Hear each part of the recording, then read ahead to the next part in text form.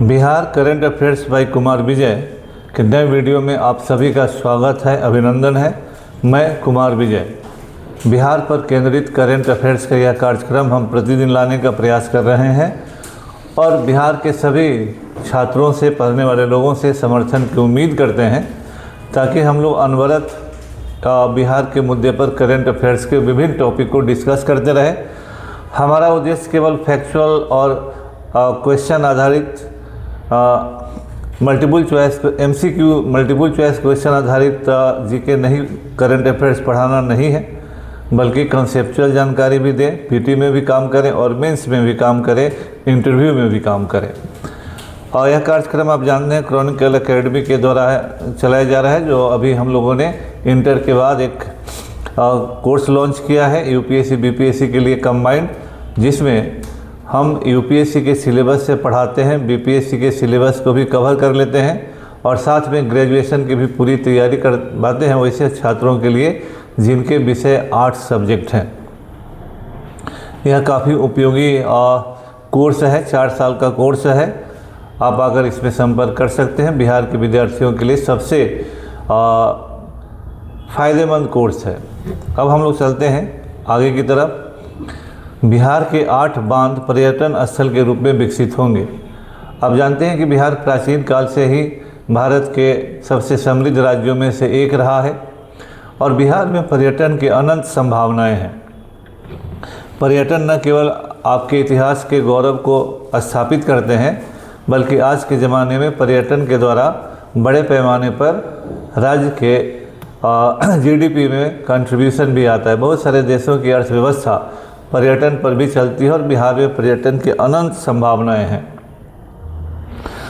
इस संदर्भ में सरकार के द्वारा जो यह कदम उठाया गया है, तो हम लोग न्यूज़ की तरफ चलते हैं। 8 प्रमुख बांधों को पर्यटन स्थल के रूप में विकसित करने की पहल किया गया है। जल संसाधन विभाग में राज्य के 8 प्रमुख बांध स्थलों को इस तरह से डेवलप करने का प्रयास किया है। उसमें दुर्गावती जलाशय है, वाल्मीकि नगर बराज है, गंगा जी, राजगृह जलाशय, खड़गपुर झील, कुंड घाट जलाशय, गरही यानी अपर क्यूल जलाशय, मोरबे जलाशय तथा ओढ़नी डैम एवं फुलवरिया डैम शामिल है।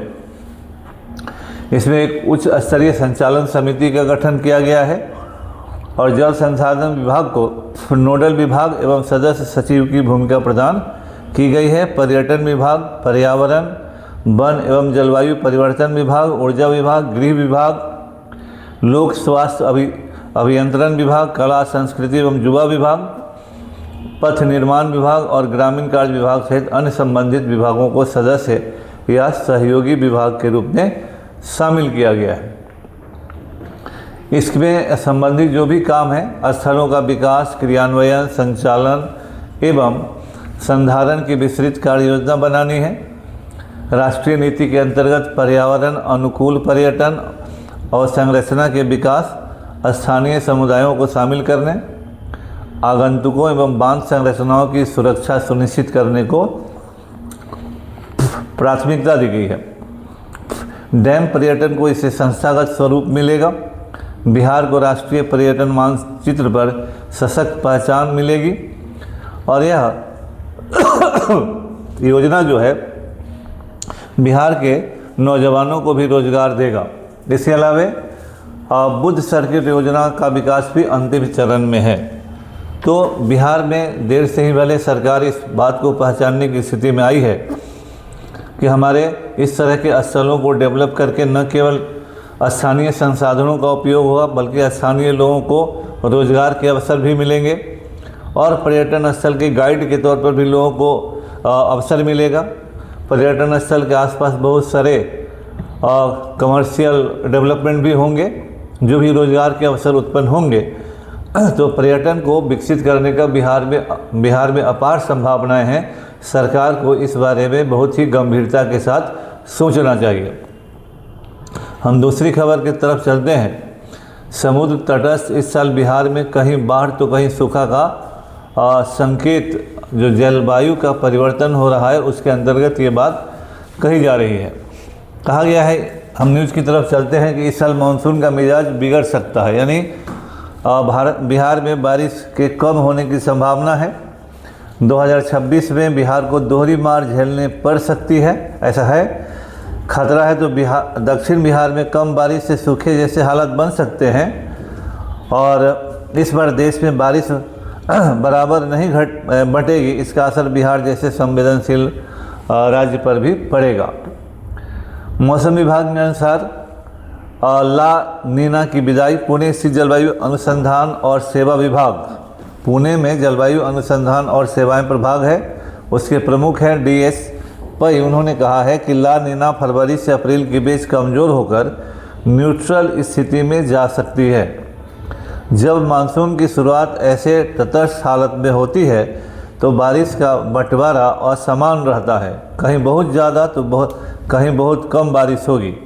हिंद महासागर भी अभी तटस्थ स्थिति में है। अगर यह सकारात्मक चरण में नहीं गया तो मानसून को ताकत नहीं मिलेगी। तटस्थ समुद्र प्रशांत महासागर में न ज़्यादा ठंडक न ज़्यादा गर्मी है, ऐसे में मानसून का रुख तय करना मुश्किल होता है कि मानसून किधर जाएगा। हिंद महासागर से मिलने वाली अतिरिक्त ऊर्जा कम दिख रही है और तिब्बत का भी असर है। अगर वहाँ ज़्यादा ठंड रही तो मानसूनी हवाएं धीमी पड़ सकती हैं। मानसून की बिदाई अब अक्टूबर तक खिंच रही है। बारिश के दिन घटे हैं, तेज़ बारिश की घटनाएं बढ़ी हैं और जिलों के बीच बारिश का अंतर भी बढ़ा है। अब जो है ला नीना के बारे में है। ला नीना क्या है?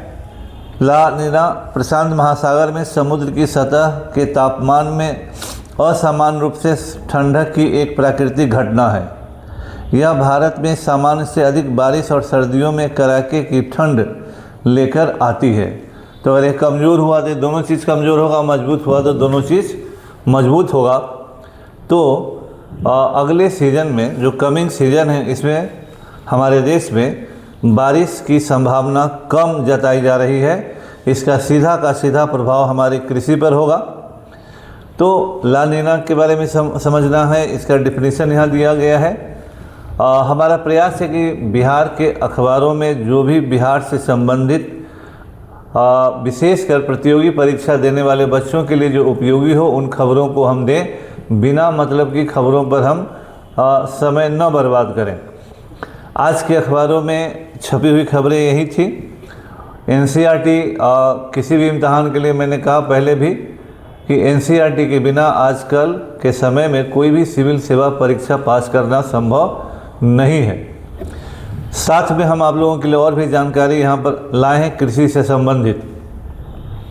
इसमें बिहार में खाद्य पदार्थों की खपत का पैटर्न, इस पर हम लोगों ने यहाँ आपके लिए मटेरियल जुटाया है। नवीनतम घरेलू उपभोग व्यय सर्वेक्षण HCES 2022-23 और 2023-24 में बिहार आर्थिक सर्वेक्षण के आंकड़े हैं। इसमें हम राज्य में उपभोग की स्थिति, कंजप्शन की स्थिति देख रहे हैं। मुख्य अनाज में बिहार में के ग्रामीण इलाकों में अनाज की खपत राष्ट्रीय औसत से अधिक है। ग्रामीण क्षेत्रों में अनाज की खपत राष्ट्रीय औसत से अधिक है। यहाँ का मुख्य आहार चावल और गेहूँ है। मासिक खपत बिहार के ग्रामीण क्षेत्रों में प्रति व्यक्ति अनाज की मासिक खपत लगभग 11.14 किलोग्राम है। ग्रामीण क्षेत्र में प्रति महीने प्रति व्यक्ति 11.14 किलोग्राम है। अनाज की खपत के मामले में बिहार पश्चिम बंगाल और उड़ीसा के बाद देश में तीसरे नंबर पर आता है। कुल अनाज उपभोग में चावल की प्रधानता है। हालांकि रबी सीजन के कारण गेहूं की भी अच्छी खपत हमारे यहाँ हो रही है। पिछले कुछ वर्षों में बिहार में दूध की उपलब्धता और खपत में वृद्धि हुई है, लेकिन अभी भी यह राष्ट्रीय औसत से काफ़ी पीछे है। 2024-25 में बिहार में दूध की प्रति व्यक्ति उपलब्धता 285 ग्राम प्रतिदिन है। 2024-25 में 285 ग्राम प्रतिदिन है, जबकि राष्ट्रीय औसत 485 ग्राम है। यानी बिहार में दूध की उपलब्धता राष्ट्रीय औसत से 200 ग्राम कम है और यह उचित नहीं माना जाता है। 2023-24 से 277 ग्राम था और अभी 8 ग्राम की बढ़ोतरी हुई है, 538 अभी 285 ग्राम है। ये आपको प्रीलिम्स वगैरह के लिए और जानकारी के लिए अच्छी बात होगी, इसको याद रखना है। बिहार में मांसाहारी खाद्य पदार्थों के उत्पादन के मामले में भी वृद्धि हो रही है। अंडा बिहार में प्रति व्यक्ति अंडे की वार्षिक उपलब्धता 29 अंडा है। बिहार में प्रति व्यक्ति वार्षिक अंडे की उपलब्धता 29 है, जबकि राष्ट्रीय औसत 106 है। राष्ट्रीय औसत 106 अंडा है। मछली उत्पादन में बिहार आत्मनिर्भरता की ओर बढ़ रहा है। पीछे के भी अंक में हम लोगों ने मछली उत्पादकता के बारे में बात किया था और स्थानीय स्तर पर इसकी खपत में 9.9% की वृद्धि दर्ज की गई है। ये जानकारियाँ आपके लिए काफ़ी उपयोगी साबित होंगी। जो लोग 72वीं बीपीएससी की तैयारी कर रहे हैं उनके लिए बहुत फ़ायदेमंद साबित होगा। इसको संजो कर रखेंगे। क्रॉनिकल एकेडमी यूपीएससी के लिए बिहार का सर्वाधिक पुराना, विश्वसनीय और लगातार अपने जगह पर स्थापित संस्थान है। हम लोग तब भी थे, आज भी हैं और इस पर चाहेंगे तो कल भी रहेंगे।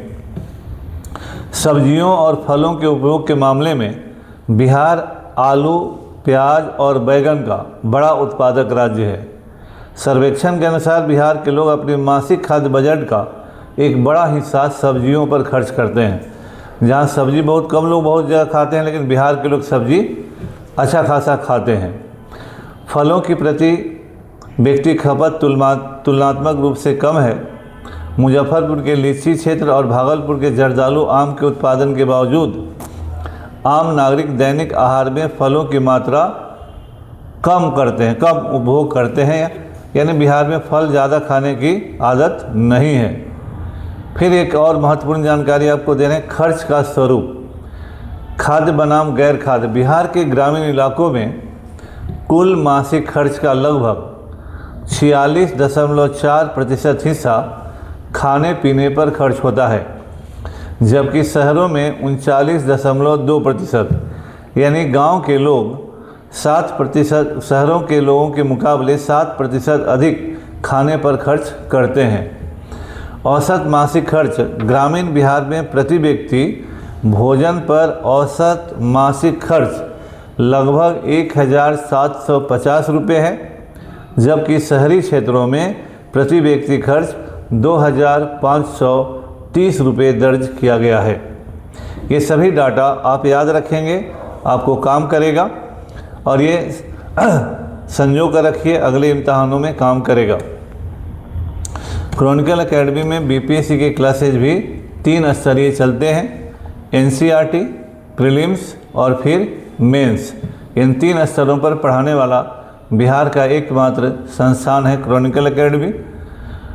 आप सबों का बहुत बहुत धन्यवाद।